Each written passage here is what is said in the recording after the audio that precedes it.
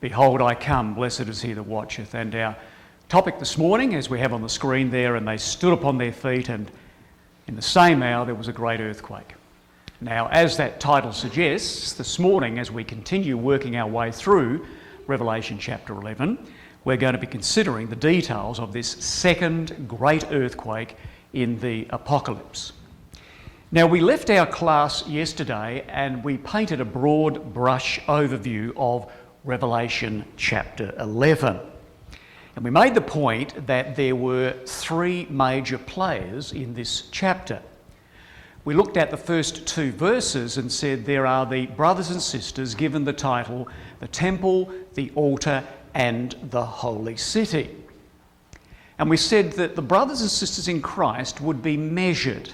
It would be a time measure, and they would feel awful persecution over a period of 42 months, 1,260 years. That's the major player, the first major player. We then said the second major player in the chapter were given four titles: my two witnesses, the two olive trees and the two lampstands, and called these two prophets. These would be the two witnesses, the political and religious anti-papal witnesses who stood against the papacy. And what they did, brothers and sisters, by virtue of the fact that they gave as good as they got, they fought. They wouldn't take things lying down, and they therefore provided a buffer, as it were, to our brothers and sisters. Oh yes, our brothers and sisters were persecuted. But by virtue of the fact that there were two anti-papal witnesses who went out and fought, they therefore gave some measure of relief to our brothers and sisters, these two witnesses. And our third major player in this drama would be the Catholic system, the God of the earth, the beast that ascendeth out of the abyss, and twice called in verse 10, those that dwell upon the earth. And we left our class yesterday morning and we posed two questions, or a question. Why is it that 42 months is attributed to the saints, 1,260 years, and yet with the witnesses it's the same period of time that the witnesses would speak out, but it's written differently? Why didn't God say, well, the saints would be persecuted for 42 months and the witnesses would speak out for 42 months? Why write them differently? Two reasons. The first reason, brothers and sisters, with respect to this same time period expressed two different ways, the first reason that's there is to make sure we clearly understand God is telling us the saints are contrasted to the anti-papal witnesses. Be very clear, they're not the same group. That's the first reason why these two, it's the same time period, but why they're written two different ways. But the second reason is that each of these time periods has a different beginning and a different end. Now, I don't have time to go through with you the fascinating detail about when the treading down of the brothers and sisters began.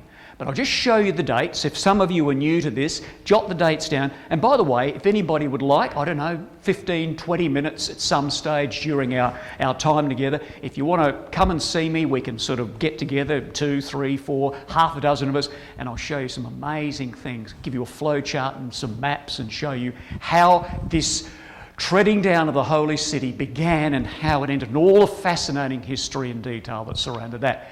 Be that as it may, what I simply want to say with respect to the treading down of the holy city, it began, brothers and sisters, the clue to when it began is given to us in Revelation 13, verse 2 and verses 4 and 5. Now, all I'm going to say is this. Some of you are very familiar with this material. Revelation 13, a dragon gives power and authority to a beast. And the beast with its mouth blasphemes God, and the saints are worn out for 42 months. So it mentions 42 months in Revelation 13. And when you get your head around Revelation 13 verses 2 and verses 4 and 5, you say, right, when this dragon, whoever it was, of Revelation 13, gave power to the beast, whoever the beast was, that's when the treading down of the holy city began. Let me say this simply. The dragon was the Catholic emperors in the east in Constantinople. And the beast of Revelation 13 is the Bishop of Rome. So, in Constantinople, two men were instrumental, and they were 75 years apart. One of them was Justinian. 75 years later, Focus.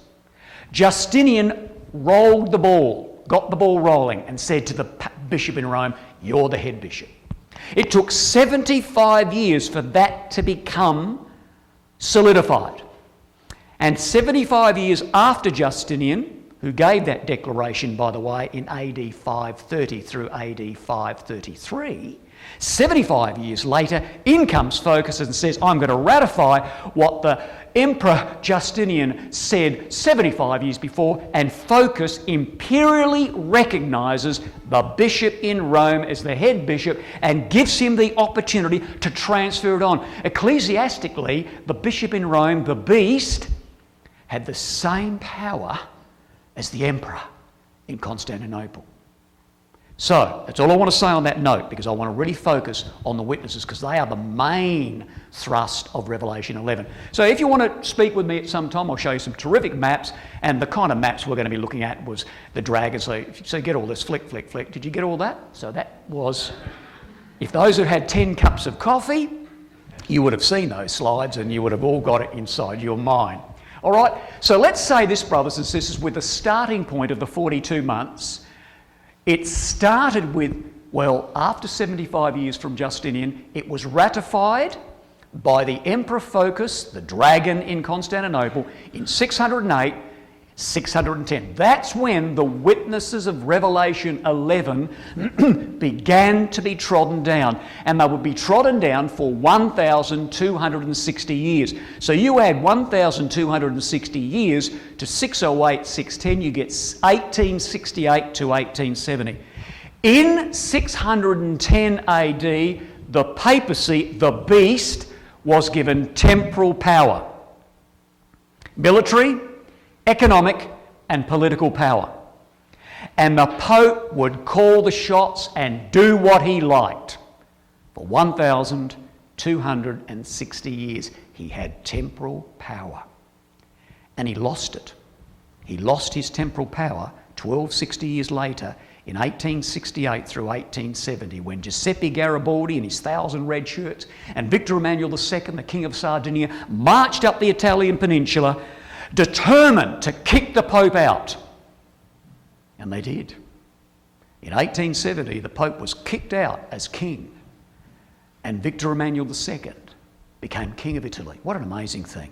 So there we are. Temporal power for the Pope for 1,260 years, and lost it. So those two verses, Revelation 11 verses 1 and 2, need to be set side by side with Revelation 13 verse 2 and verses 4 and 5. That's all I need to note. If you haven't got any notes in your margin, then you might like to note that, brothers and sisters, that that's when the 42 months begin, and that's when the 42 months ends with respect to that. Okay, all I need to say about that. We need to move now into the main thrust of Revelation 11, and that's these two witnesses that are killed in Revelation 11 and that come back to life. Now, when did the two witnesses of Revelation 11, verses 3 and 4, when do they begin to witness, and when do they cease their witnessing? Well, you know, brothers and sisters, the key, just like here with the 42 months, we found the same expression in Revelation 13, which gives us the clue as to when that began. Likewise, we get the key to when the two witnesses began in Revelation chapter 12. Because in Revelation 12 we see the same expression, 1,260 days out of Revelation 11, and in Revelation 12, 1,260 days.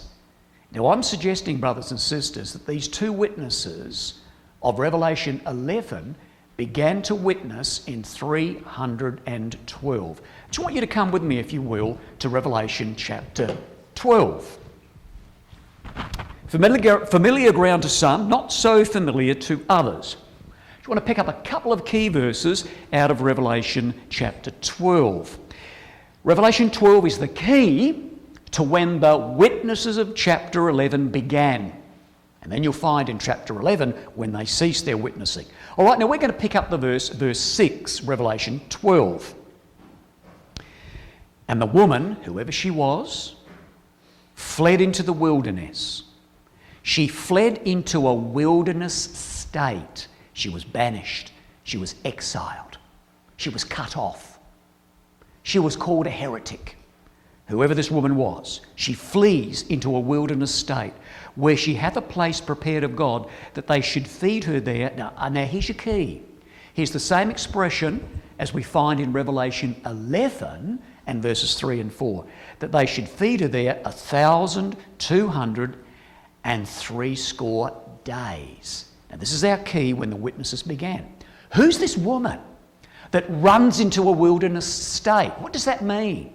Well, what we need to do to follow the flow of the story in chapter 12 is we need to turn the page. We just read verse 6. You turn the page and you pick up the story and you start reading verse 14 to get the flow of who this woman is, right? We read verse 6, now we read verse 14. And to the woman, whoever she was, there were given the 2 wings of the great eagle, that she might fly into the wilderness, into her place where she is nourished. Now here's the same expression, or the same time period I should say, 1,260 years. But it's called a time, times and dividing of time. In verse 6 it was 1,260 days. And all of a sudden God changes the expression. Why? To connect us to Daniel 7. But that's another story. Time, 1 year. Times, 2 years. Half a time, 6 months. Do your math. 1 year, 2 years, a half a year. Add all those days together and you get 1,260 days. Right? It's exactly the same time period. It's the same time period of verse 6 in chapter 12. God changes it to say, hey, you need to go back to Daniel 7. Because there's some interesting things back there, right? But that's another story. So here's this woman. We're trying to pick up when the witnesses begin. So here's a woman running into the wilderness and she's nourished for 1,260 days. Now here is something interesting, brothers and sisters, as we just kind of like unpack a little bit about Revelation 12. She runs away. Who's the woman? Well, there are 3 women in chapter 12. The first woman is introduced to us in chapter 12 as a woman clothed with the sun, a moon under her feet, and a crown of 12 stars. She is the truth gone bad. She is the Catholic state religion. Clothed with the sun? Oh yeah. Constantine comes on the scene in 312 over in the west and he says, where's me mother? Where's me mum? Ah, there she is, the Catholic sect. Oh, there's a lot of other religious sects around the place. The Catholic sect. I will choose you and clothe you with the sun. So Constantine lifted up this religious group and gave them political authority. She is the Catholic system. Well, there were other religious groups running around saying, what? Christians having to do with politics? No way. Christians having to do things with the emperor? No way. And so here comes a woman in Revelation 12 that says, we want nothing to do with this Catholic state woman, this religious woman that Constantine has elevated. We want nothing to do with this newly elected state church. And so there's a peeling off, a protesting woman against this Catholic woman that Constantine has elevated. So this woman that peels off, call her the Protestants. For the first time there is a protesting against Catholicism. In the very first instance, they were the Donatists of North Africa. We will have nothing to do with this new Catholic woman. And so another woman emerges who is a protesting religious witness. There's your first witness. There are two of them, one political, one religious. So here are the protesting women, and they run away. They are caught. Well, Constantine said, "You're not going to become a Catholic? No way. Then get out." And they were placed in a wilderness stay. Who is the earth? It says there in verse 16, the earth helped this Protestant woman. Well, the earth, brothers and sisters, way back there in the very beginning in 312 and thereafter, the earth was a group of political blokes who were called the Circumcellions, or who, although not being religious, they would never ever be shackled with Roman Catholicism. You've got two witnesses standing against the new Catholic elected state. The Circumcellions of North Africa and the Donatists of North Africa are the woman and the earth, the religious and political witnesses who would be severely persecuted by the serpent or the dragon. The serpent and the dragon is Constantine in the first instance, his sons thereafter, and all the emperors thereafter that ruled from Constantinople. Where's the altar and the temple and the holy city in Revelation 12? We've got the two witnesses in Revelation 12 that are locked across to Revelation 11. There's your first two witnesses, the religious witness, and there's the political witness, the Donatists and the Circumcellions. If those two witnesses there correlate to the two witnesses of Revelation 11, where would the temple and the holy city and the altar be? Brothers and sisters, right there. So there they are, all three of them, right there in Revelation 12. That come out of Revelation 11. There are your two witnesses, the woman and the earth, and the remnant of her seed is the temple, the altar, and the holy city. So the two witnesses of Revelation 11 began their witnessing with Constantine in 312 AD. Let's have a look at that, brothers and sisters. 312, they witnessed and spoke out for 1,260 years. You add 1,260 years to 312 and you get 1572, which is where we pick up the story in a moment in Revelation 11. 1572 is when they began to be killed. And those of us in this audience who will know the amazing events that took place in 1572, which was the slaughter of the Huguenots on St. Bartholomew's Day in France. All right, let's pick that up. All got that? How's your coffee? All working with you? Let me have a good look. You're all awake. You are all awake still just. Two witnesses. They began their witnessing in 312 when Constantine started to clothe this woman gone bad with political authority. There comes the Catholic state church. And a protesting woman says, "No way." And Constantine says, "You're excommunicated, get out." And they went into a wilderness state. And God left them there for 1,260 years. And they would continue down through time. Originally the Donatists and the Circumcellions, but they would manifest themselves all the way through time as various witnesses, political and religious, standing against the God of the earth. All right, now let's put this on a time chart, brothers and sisters, and see how this works through Revelation chapter 11. So we've already said the witnesses, the political and religious anti-papal witnesses, began in 312. There they are, they're the woman and the earth of Revelation 12. So if you don't have next to Revelation 11 and verse 3, this cross-reference to Revelation 12 verse 6 and the cross-reference to Revelation 12 verse 14 and 17, let me recommend that you jot in your margins of Revelation 12 verse 3 those references there, because that is when these two witnesses as the woman and the earth began to witness in Revelation 11. All right, good cross-references to have. And they would witness for 1,260 years. And then, brothers and sisters, in 1572, from 312, they would begin to be slain. as written in Revelation chapter 11.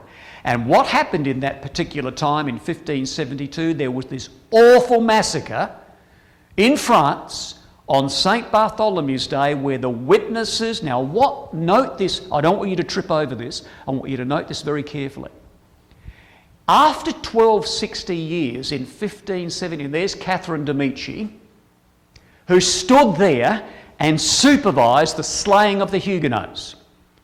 And Christine and I actually stood on the very spot that Catherine de' Medici stood as she supervised the slaying of these witnesses in France. These Huguenots, the Huguenots were a very powerful religious and political group. They became the epitome of Protestants throughout Europe.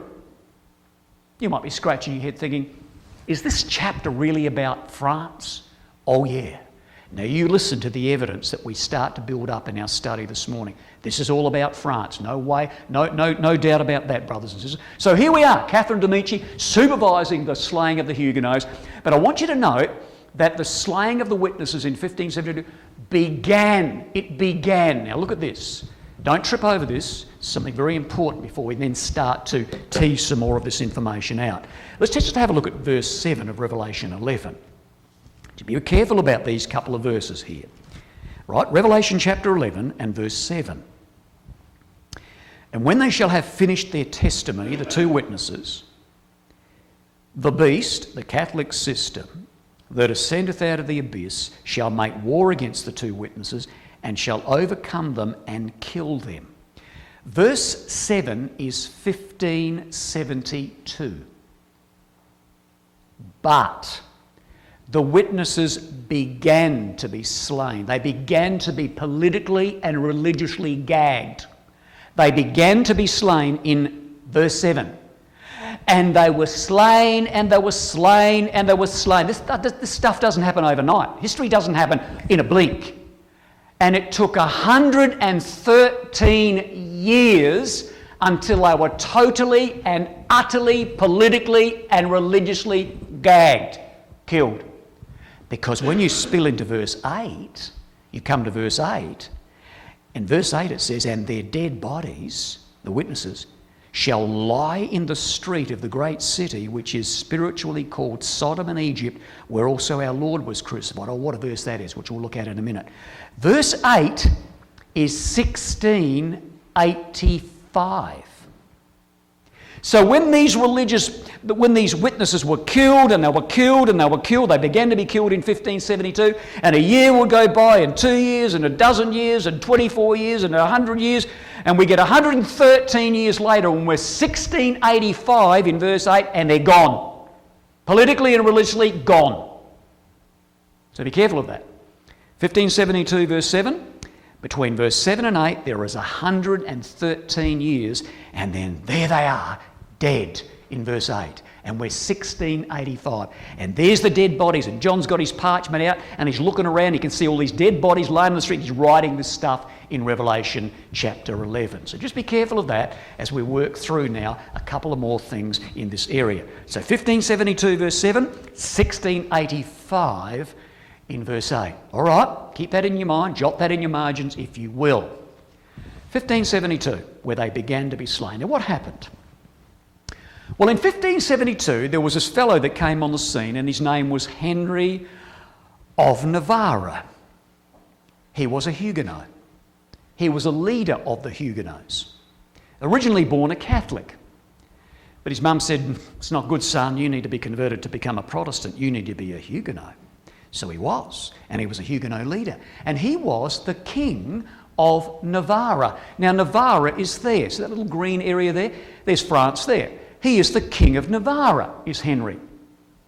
Now, Henry's going to get married in 1572, and of all people, he's going to marry the daughter of Catherine de' Medici, who's just slain all these Huguenots, or is about to. A lot of political issues going on here. So Henry, the king of Navarre, comes into Paris, and he's going to marry the daughter of Catherine de' Medici. So in comes Henry, and all his Huguenot mates come in with him. They're going to have a big wedding. And so they're going to have a wedding. Well, all these Huguenots flood into Paris, and the people going, oh, there's something afoot here. And they go to the Catholic king of France, and they say, we think there's a conspiracy against you. We think these Huguenots are out to get you. We better get them before they get you. We better have a little plan. So we'll ring some bells. And when we ring some bells, we'll trap them in the city and we'll get them. Well, Henry comes in to get married, and 6 days into his wedding, these Catholics ring these bells. And they slew, in one night, 3,000 Huguenots. And in the months that followed, they slew a further 68,000 witnesses. 71,000 Huguenots were slain by the beast that came out of the abyss, the Catholic system. Well, what was the Catholics' reaction to slaying all of these 71,000 witnesses? What was the Catholics' reaction? Well, brothers and sisters, their reaction is in verse 10. Have a read of verse 10. This is what the Catholics thought after they'd slain 71,000 Huguenot witnesses. They're beginning to be slain in verse 7. Well, verse 10, this is the Catholics' reaction. And they that dwell upon the earth, the Catholics, shall rejoice over the witnesses and make merry, and shall send gifts one to another, because these two prophets, the witnesses, had tormented those that dwell upon the earth. So what do? Well, there, brothers and sisters, you've got there a coin up there, and there's Pope Gregory the 13th on that coin, and you see on the back of that coin there is an angel with a cross and a sword, and there's another little angel there with a little canopy over there, no doubt looking on with delighted pleasure as they see the slaying of the witnesses. So the Catholics' reaction was, let's have a party. Let's invite our friends. Let's mint a coin of merriment to show that we've gotten rid of these witnesses that have tormented us all of these years. What a shocking thing, brothers and sisters. What a shocking thing. And our God in heaven looked down from heaven, and our Lord Jesus Christ looking down from heaven, seeing these things fulfilled, but it was not a nice thing to witness.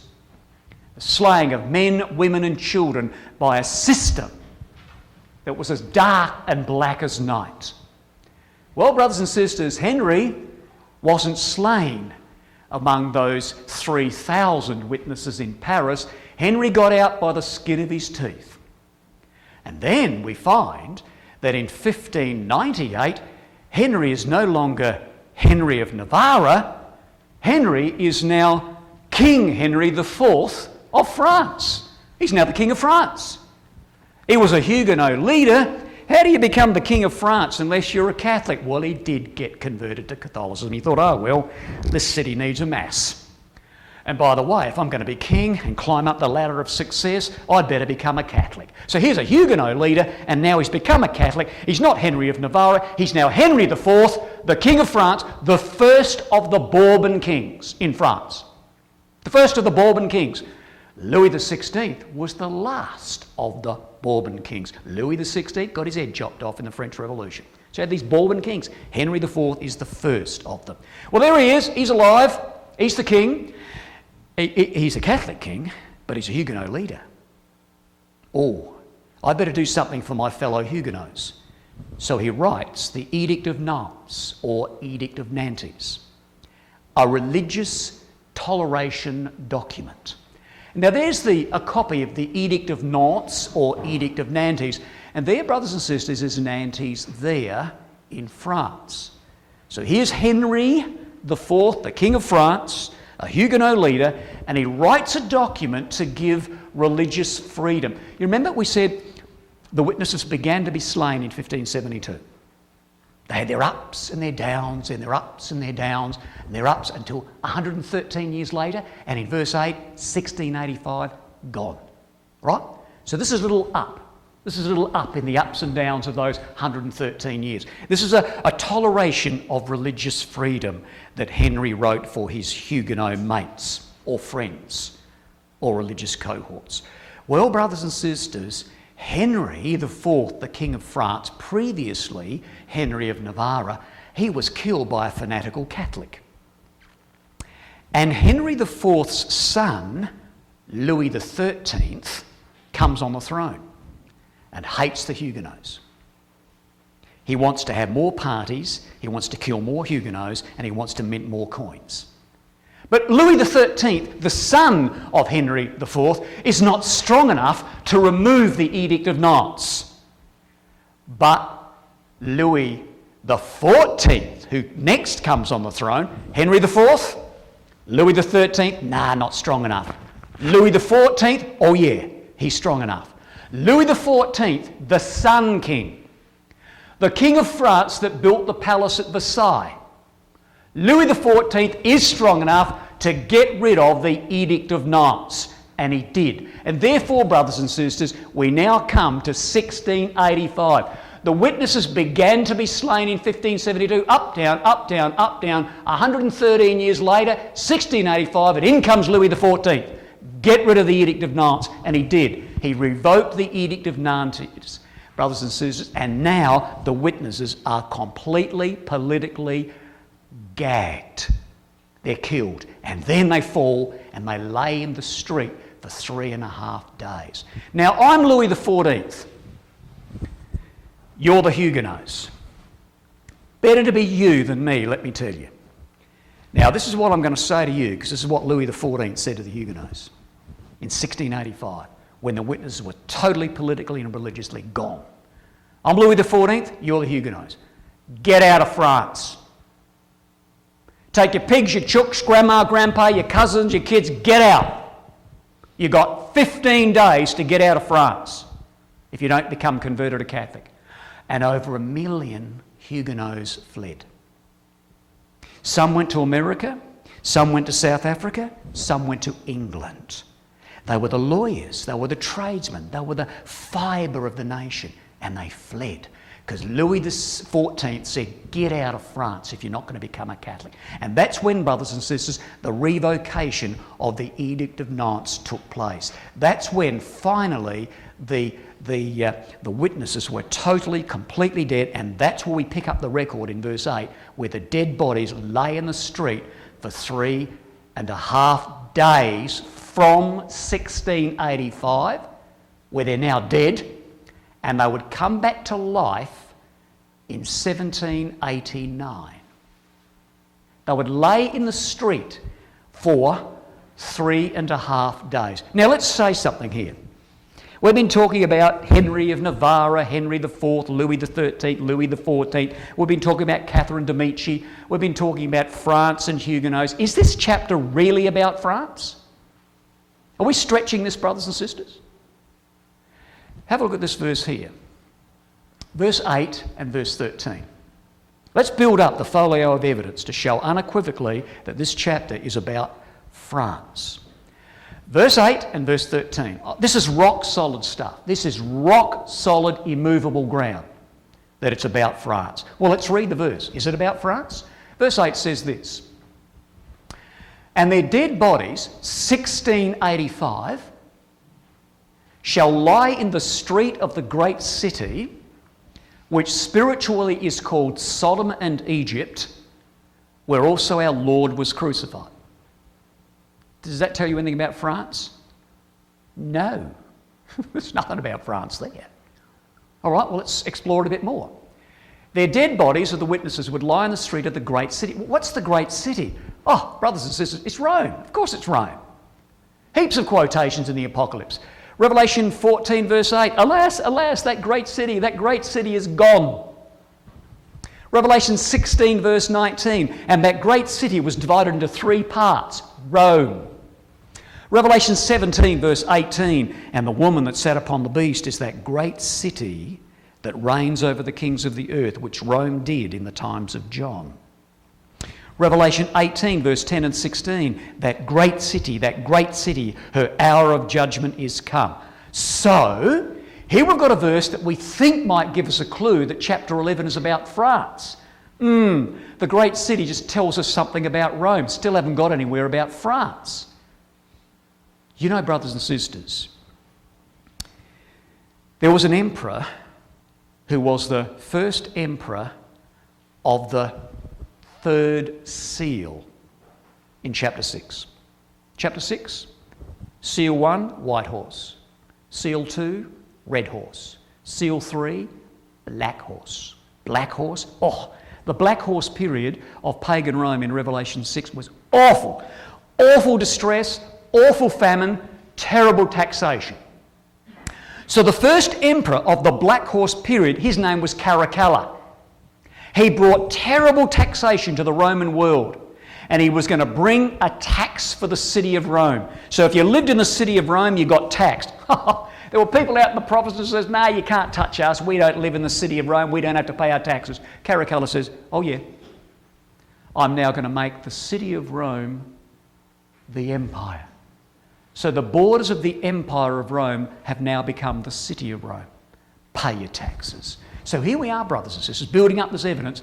The frontiers of the empire became the limits of the city of Rome, instituted, declared by the Emperor Caracalla, the first emperor of the Black Horse period of Revelation chapter 6. All right, so we've got the great city is the empire of Rome. Still not enough evidence here, brothers and sisters. Well, let's have a look at this. The dead bodies, the witnesses, would lie in the broad plateau of the empire of Rome. There'd be a major thoroughfare in the empire of Rome in which the dead bodies would fall. And this broad plateau was France. And France was Papal Rome's special protector. France was the principal thoroughfare of the great city of spiritual Babylon.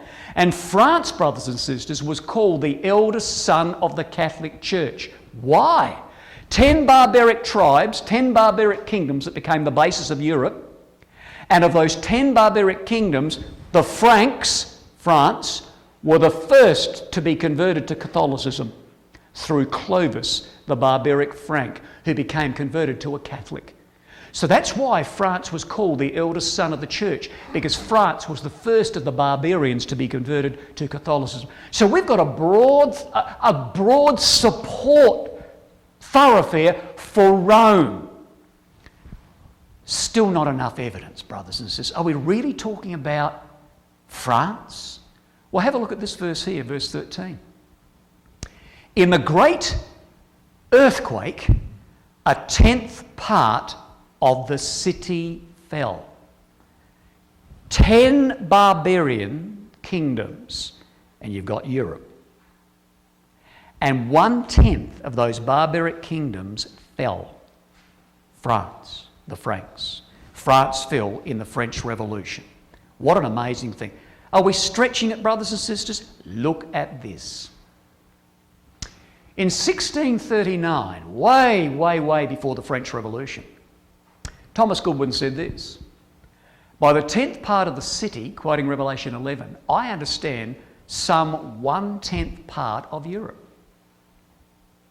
In 1689, Pierre Giraud said, "The 10th part of the city which here fell will at some future time appear to be the kingdom of France." That's 1689. Where a revolution will take place about the year 1785. Wasn't far away, only 4 years away.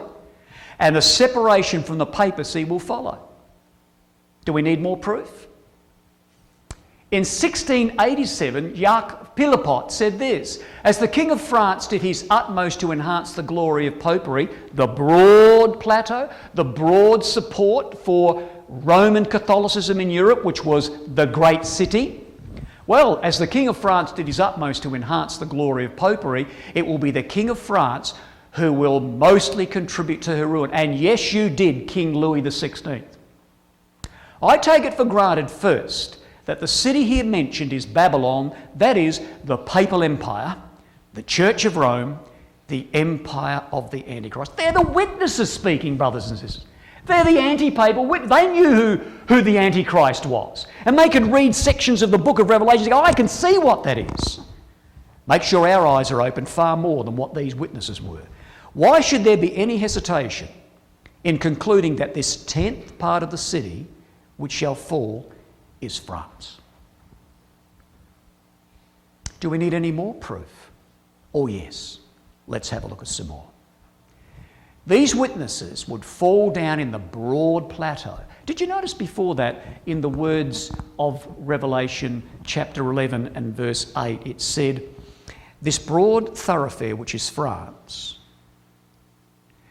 where our Lord was crucified?" Now, Jesus was crucified in Judea. Jesus was crucified in a street in the Roman world. France was 1/10 of the Roman Catholic world. You see how that verse works? Egypt and Sodom. Interesting things about that. Time doesn't permit that we walk down that path. All right, brothers and sisters, more proof that we're talking about France and the Great Revolution of France. Well, here we are, 1685. Louis XIV, the Sun King, has said, get out. He's revoked the Edict of Nantes, or the Edict of Nantes, and now the dead bodies, according to the symbology of Revelation 11, are going to lay in the broad plateau, France, and they're going to come back where they fell down in France, and they're going to lay there for 3.5 days. Now, we do have a little bit of time up our sleeve. You beauty. Now's when I really need you. I really need you with me. If you've been taking a little bit of a nap, now's the time to wake up. All right? I'm looking at you. I'm looking at all of you now. You need to stay with me for the next 4 minutes. This is probably one of the most challenging time periods in the book of Revelation. 3.5 days. Has anybody got anything written in their margin about... I've got up there 3.5 days. The dead bodies will lie on the street for 3.5 days. I've got up there, it's equivalent to 105 years. Has anybody got that in their margin? There'd be a few here that got it in there. Can you explain it? Sometimes you do that. You listen to classes, especially on classes on prophecy, you think, oh, that sounds neat. Yeah, I get that. You write it, and then about 3 months later you go, I have no idea why I wrote that. In fact, I don't even know where I got it from. And then you get out your eraser and you rub it in because I don't get it. But if you've got it written in your mind, we've got to be able to explain it. And we've got to be able to explain this with credibility. All right? Not just say, oh, look, it kind of works. History's sort of mixed. No, not good enough, right? We've got to be able to explain this with credibility. 3.5 days is 105 years. Well, historically, it fits. I mean, 1685, kind of like a neat fit, but that's not good enough. 1685 through to 1789 is 105 years. Oh, yes, it is. I'll tell you this. When we start Revelation 11, we've got 42 months. That's easy. 42 months, 30 days in a month, 30 multiplied by 42 is 1,260. A day for a year, 1,260 years. That's easy.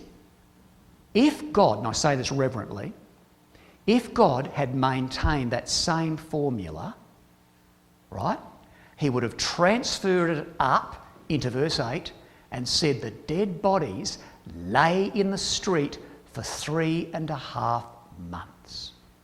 And you would have went, I get that, I've been there before. 3.5 months, 30 days in a month, 30 multiplied by 3.5 is 105 days.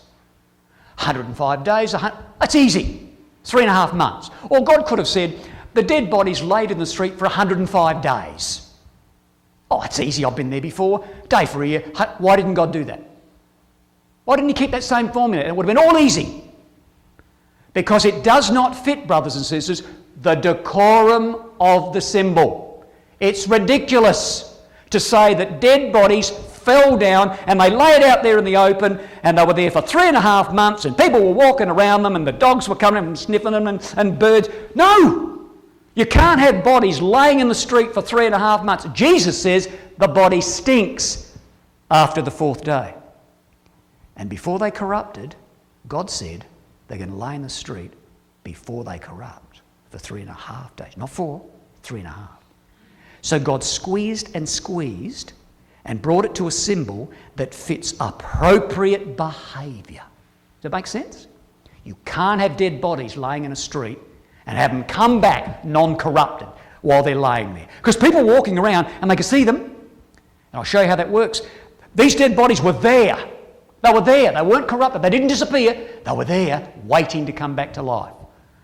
All right? Well, how then do we get 3.5 days to equal 105 years? Well, God uses lunar days. You're probably thinking, what? If you've never heard this before, what are you talking about, Steve? Lunar days. We've already got a precedent, brothers and sisters, in verses 1 and 2. 42 months 30 days in a month is based on the lunar cycle. There's already a lunar flavour in verses 1 and 2. So God uses lunar days, and this is what happens. You see, brothers and sisters, the earth revolves on its axis once every 24 hours. One of our days, 24 hours. But the moon tracks around the earth once every one of our 30 days. Oh, it's 28 point something, but it's rounded off in the Jewish calendar to 30. So the moon revolves around the earth once every 30 of our days. So here we go. Here's a lunar day. 30 of ours. Here's the second lunar day. 60 of ours. Here's the third lunar day. 90 of ours. Here's a half a lunar day. 15 plus 90, 105 of our days. Make sense? One lunar day, 30 of ours. 2 lunar days, 60. 3 lunar days, we're now to 90.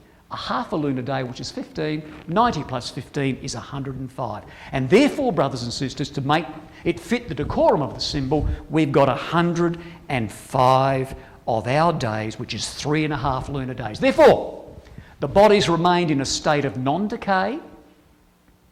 They could not therefore be called the death of 105 days, so God shrinks that to 3.5 to fit the decorum of the symbol. And the decorum of the symbol requires that solution. So from 1685 to 1789, 105 years, and it's recorded in Revelation 11 as 3.5 days. And there it is. The time it takes for the moon to revolve once around the earth is 30 of hours. 1 lunar day, 30 of hours, 3.5 lunar days is 105 days, and on a day for a year principle, it's 105 years. Are we stretching this? Let's add more evidence and weight to it, brothers and sisters. There was a French historian by the name of Belloc, and he said this. He didn't read Eureka, he wasn't reading Revelation 11. He said this, in Belloc, The French Revolution, page 231. The Huguenots, though no longer permitted to exist as a state within a state, remained for the 100 years between the revocation of the Edict of Nantes and the outbreak of the French Revolution, look, a powerful and ever watchful body. They weren't corrupted. The birds didn't pick them, the dogs didn't ravage them. They were there waiting to come back to life, brothers and sisters, in the French Revolution. What an astounding thing. And when I read historical statements like that, I quiver sometimes, brothers. I wonder whether there's an angel there just guiding the pen of that historian so that we can sit here today and be thrilled with the way God and the angels worked in the times of the kingdom of men, so that one day we can finish that work. What an amazing thing. Well,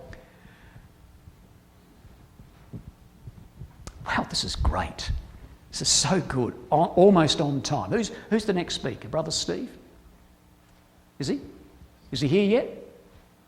No, he's not. Let's keep going. All right, brothers and sisters. Now here we are. The witnesses have come back to life. And we're now 1789. The French Revolution is about to take place. And there's Louis XVI, there he is sitting up there, and he's assembled the French Parliament. And we pick up the words in verse 12 of Revelation 11. And they heard a great voice from heaven saying unto them, come up hither. And they ascended up to heaven in a cloud, and their enemies beheld them. The heaven here is the political heavens of France. Here are the assembled Parliament. And in the same hour there was a great earthquake and a tenth part of the city fell. So here we are, brothers and sisters. Here's Louis XVI and he's in trouble. He is in trouble. There's a train that's out of control and it's coming down the railway tracks. And Louis XVI is saying, I'm in trouble. We've got to get food on the table. We've got to get all of this stuff sorted out. We're broke. We're going down the drain very quickly. And so he assembles his parliament and he says, what are we going to do? And they all came together, brothers and sisters. As the Estates General, they convened on May the 5th, 1789 by Louis XVI at Versailles in a desperate attempt to stave off civil unrest. There they are, they call them up, come up hither and gather as a political body to try and sort the place out. Now this General Assembly, or Estates General, was established in 302. And it was made up of 3 groups or estates: clergy, nobility and the commoners. And when they voted, they had a neat voting system. When the clergy and nobility and the commoners got together and voted, you got one vote per estate. So if there were 500 Catholics, one vote. If there were 2,000 nobility, one vote. If there were 25,000 commoners, one vote.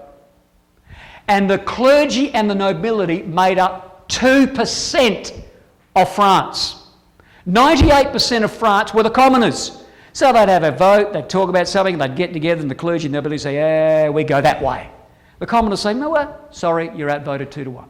That's the way it is. All right? So they're going down the drain is France, and they call the Estates General together, and they're discussing, and they didn't talk about bread or the lack thereof. They didn't talk about the political crisis. They didn't talk about the economic crisis. They had meeting after meeting after meeting, week after week, month after month, and all they talked about, how are we going to vote? Because they didn't trust each other. How are we going to vote? And in the end, the commoners said, we make up 98%. We're going it alone. And they did. The commoners of the Third Estate voted on the 17th of June to make themselves a permanent National Assembly with or without the other two.